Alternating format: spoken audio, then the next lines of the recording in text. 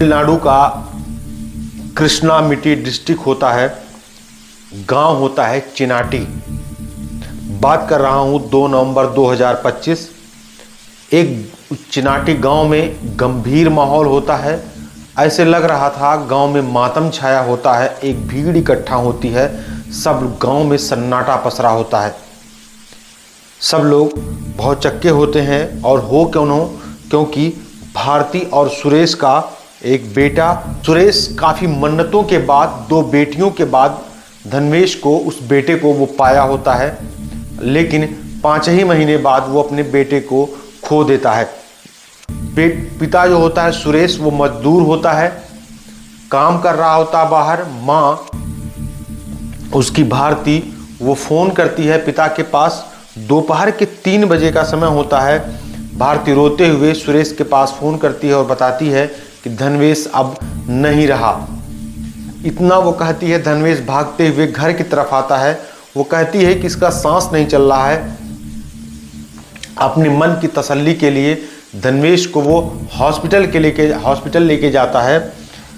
पास में केला मंगलम हॉस्पिटल होता है, जो कि एक गवर्नमेंट हॉस्पिटल होता है, वहाँ लेकर जाता है, जहाँ पर डॉक्टर उसे मृत घोषित कर देते हैं। वो कहते हैं कि एक्सीडेंटल सफोकेशन की वजह से उसकी मृत्यु हो गई है। और बताती है वो महिला, यानी कि भारती, वो कहती है कि वो ब्रेस्ट फीडिंग करा रही थी, जिससे उसका फेस, उसकी नाक उसके ब्रेस्ट से दब जाती है और बच्चा सांस नहीं ले पाता है और उसकी मृत्यु हो जाती है। डॉक्टर उसे कहते हैं कि आप एक बार पोस्टमार्टम करवा के चेकिंग कर सकते हैं, लेकिन भारती और सुरेश बिल्कुल नहीं चाहते थे कि उनके बच्चे का चीड़ फाड़ हो और उसे गांव के बाहर दफन कर देते हैं। लेकिन दफन के अभी 3 से 4 ही दिन नहीं हुए थे, पुलिस इकट्ठा हो जाती है। बॉडी को, उस बच्चे की बॉडी को, धनवेश की बॉडी को बाहर निकाला जाता है।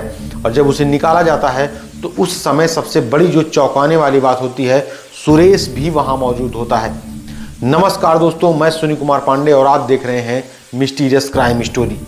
दोस्तों, दुनिया में सबसे सुरक्षित स्थान माँ का गोद होता है, माँ की आंचल होती है। लेकिन जब वही माँ कातिल बनने लगे, जब वही माँ अपने बच्चों के लिए हानिकारक बनने लगे, तो आखिर समाज सोचे क्या और जाए तो जाए कहाँ। तो पूरी घटना, पूरी कहानी में बने रहिएगा। अगर नए हैं तो चैनल को जरूर सब्सक्राइब करिएगा। दोस्तों, सुरेश और भारती की शादी करीब 6 साल पहले हो गई थी। दोनों की 2 बेटियां होती हैं। सुरेश एक बेटा चाहता था, लेकिन धनवेश, भारती जो है वो बार बार कहती थी कि वो उसका 2 बेटियां से होने से उसका परिवार पूरा हो गया था।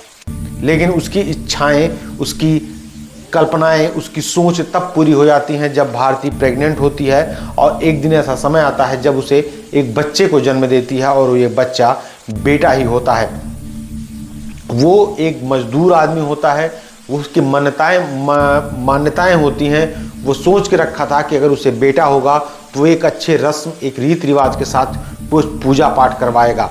उसके लिए वो 1 लाख रुपए तक इकट्ठा भी कर लेता है, पूजा पाठ करवाता है। सब कुछ हंसी खुशी से परिवार में चल रहा था। लेकिन एक दिन ऐसा समय आता है, समय होता है 3 जुलाई का 2025 का जन्म होता है उसका। और सुरेश और भारती दोनों अच्छे से जीवन बिता रहे थे। 5 ही महीने का ध्रुवन जो हुआ था, वो अभी 5 ही महीने का हुआ था, तभी उसकी एकाएक मृत्यु हो जाती है। भारती अपने पति सुरेश के पास फ़ोन करती है। वो कहती है कि आप जल्दी से लौट आइए, पता नहीं क्यों ध्रुवन की सांसें नहीं चल रही हैं। वो दौड़कर सुरेश घर आता है, बच्चे को लेता है, हॉस्पिटल जाता है। हॉस्पिटल में डॉक्टर उसे मृत घोषित कर देते हैं। महिला यानी कि भारती बताती है कि वो अपने बच्चे को ब्रेस्ट फीडिंग करवा रही थी, उसी दौरान तभी से वो सांस नहीं ले पा रहा है। डॉक्टर बताते हैं ये बहुत रियल केसेस है, सफोकेशन की वजह से उसकी मृत्यु हुई है। पोस्टमार्टम के लिए बोलते हैं पर वो मना कर देती है। तभी वो दोनों घर लौट कर आते हैं और बच्चे को ले जाकर गांव के बाहर ही उनका अंतिम संस्कार, उसे दफन कर देते हैं। पूरा गांव, पूरा घर, पूरा परिवार, नात रिश्तेदार सब मातम में उसके यहाँ भीड़ लग जाती है, इकट्ठा हो जाते हैं। सुरेश अगले दिन सुबह अपनी पत्नी के कमरे में बैठा होता है, तभी उसे महसूस होता है कि बिस्तर के तकिए के नीचे से कुछ घरघराने की आवाज़ आ रही है, फ़ोन के वाइब्रेशन की आवाज़ आ रही है। वो तकिए के नीचे हाथ डालता है, तभी उसे एक फ़ोन मिलता है। फ़ोन में उसे लगता है कि किसी रिश्तेदार का फ़ोन मोबाइल छूट गया है, लेकिन जब वो फ़ोन उठाता है तो उसकी स्क्रीन के ऊपर उसकी पत्नी का फ़ोटो होता है और उसकी पत्नी के फ़ोटो के साथ में एक और इमेज लगी होती है, जिसे वो देखकर चौंक जाता है। जिसकी इमेज वो लगी होती है, उस इमेज में उस फोटो को वो बाकायदा पूरी तरीके से पहचानता है और बाय लकली जब वो फ़ोटो स्क्रीन को स्क्रॉल करता है तो मोबाइल खुल जाती है। उसके बाद उसमें एक ही नंबर होता है जिससे भारती ने लगातार बातें की हुई होती हैं। उसके बाद वो जो व्हाट्सएप चैटिंग खोलता है तब उसे उसमें 2 ऑडियो रिकॉर्डिंग मिलते हैं, जिससे ये पुख्ता हो जाता है, ये कंफर्म हो जाता है कि उस बच्चे की हत्या की गई है, ना कि उसकी मृत्यु हुई है। तुरंत वो पुलिस को फ़ोन करता है, पुलिस आती है, बॉडी को निकाला जाता है, बॉडी को पोस्टमार्टम के लिए भेज दिया जाता है। अब ये कंफर्म हो जाता है कि आखिर किसने हत्या की, लेकिन सुरेश बार बार कहता कि चाहे जिसने भी हत्या की हो, मैं तुम्हारे मुख से सुनना चाहता हूँ। वो भारती से पूछताछ, अपनी पत्नी से पूछने लगता है, पूछताछ करने लगता है। तब वो जो बताती है तो उसके पैरों के नीचे ज़मीन खिसक जाती है। वो बताती है कि जब चूँकि सुरेश मजदूर होता है, वो काम के लिए अक्सर बाहर जाया करता है, तभी बताती है वो कि 3 साल से ही उस भारती यानी कि जिसकी उम्र 30 साल होती है, उसकी एक दोस्त होती है जिसका नाम सुमित्रा होता है और उसकी उम्र 22 साल होती है। दोनों एक दूसरे के घर आया जाया करते हैं।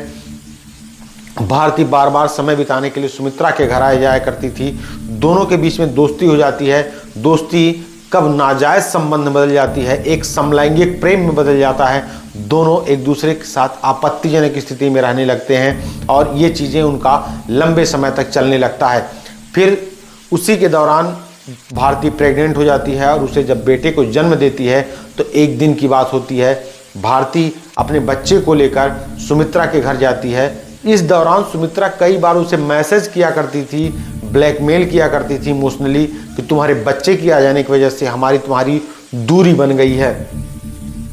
मौका मिलते ही भारती अपने बच्चों को लेकर सुमित्रा के घर पहुंचती है और वहां जाकर वो दोनों ही जैसे ही आपत्तिजनक स्थिति में होने लगते हैं, बच्चा बीच में रोने लगता है, उन्हें डिस्टरबेंस होने लगता है। भारती इतनी आवेश में आ जाती है, वो अपने बच्चे को ही मुंह और नाक दबा देती है, जिससे बच्चे की मृत्यु हो जाती है। ये पूरी बात बताती है। भारती पुलिस के गिरफ्त में है और सुमित्रा भी गिरफ्त में कर ली जाती है पूछताछ के लिए। लेकिन आज समाज, हम आप सब शर्मिंदा हैं, सोचने पर मजबूर हो जाते हैं कि आखिर अब कहाँ इंसान और क्या सोच सकता है। कहते हैं कि दुनिया का सबसे सुरक्षित स्थान माँ की गोद है, लेकिन शायद अब वो भी सुरक्षित नहीं रह गई है। जो सुरेश लाखों की मान्यताएं करता है, उन 2 बहनों का जिनको एक भाई मिल जाता है, लेकिन एक नाजायज़ संबंध, एक समलैंगिक प्रेम, एक शारीरिक आकर्षण अपने ही बेटे की हत्या करवा देता है, और वो भी उसी की माँ से जिसने 9 महीने अपने कोख में रखकर उस बच्चे को जन्म दिया है। दोस्तों, ऐसी माँ को माँ नहीं डायन भी कहने में शर्म आती है। आप अपने विचार, अपनी राय कमेंट बॉक्स में ज़रूर बताइएगा। धन्यवाद। जय हिंद। नमस्कार।